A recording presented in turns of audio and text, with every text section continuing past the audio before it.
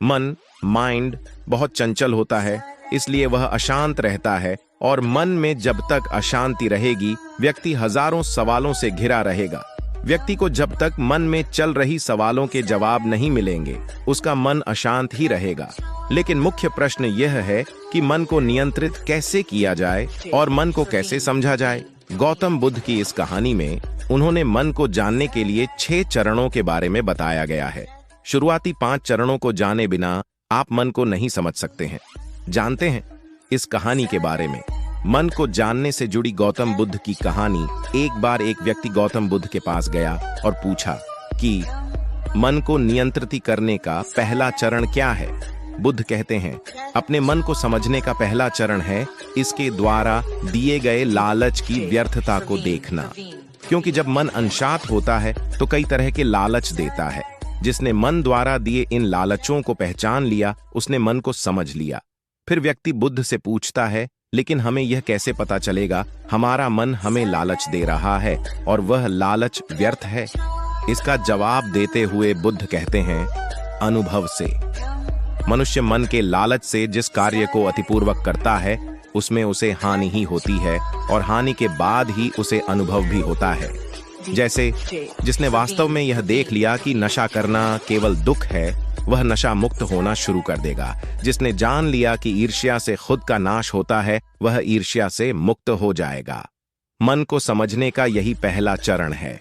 बुद्ध बताते हैं मन को जानने का दूसरा चरण व्यक्ति बुद्ध से पूछता है।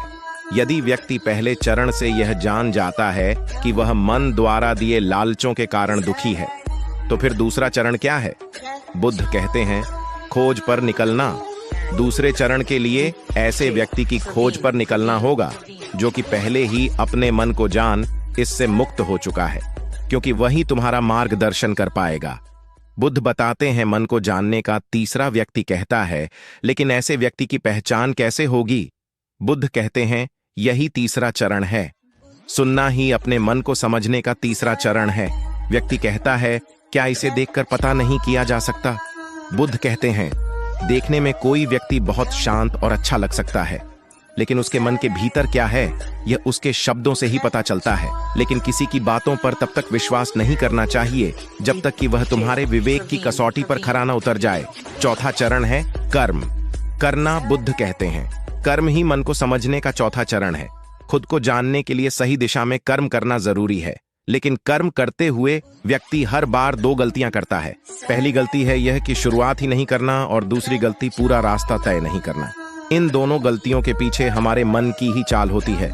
व्यक्ति अपने कर्म को पूरा इसलिए नहीं कर पाता क्योंकि वह सोचता है कि मैं कल से शुरुआत करूंगा तो कोई यह सोचता है कि मैं असफल हो जाऊंगा। इन गलतियों का मुख्य कारण है जागरूकता की कमी। इसके बिना मन व्यक्ति को उसके सही दिशा में चलने नहीं देता। मन को जानने का 5वां नियम है जागरूकता। बुद्ध कहते हैं मन को जानने और समझने का 5वां चरण है जागरूकता। इसीलिए हर कार्य को जागरूकता के साथ करो। बिना जागरूकता के साथ किया गया कार्य या फिर जिया गया क्षण मृत्यु के समान है। व्यक्ति बुद्ध से पूछता है अपने जागरूकता के स्तर को कैसे बढ़ाया जा सकता है। बुद्ध कहते हैं ध्यान से। ध्यान ही मन को जानने, समझने और नियंत्रित करने का अंतिम चरण है। यानी ध्यान ही वह नाव है जिस पर बैठ मन रूपी नदी को पार किया जा सकता है। जिस व्यक्ति ने इन शुरुआती 5 चरणों से ध्यान को जान लिया उसने अपने मन को जान लिया।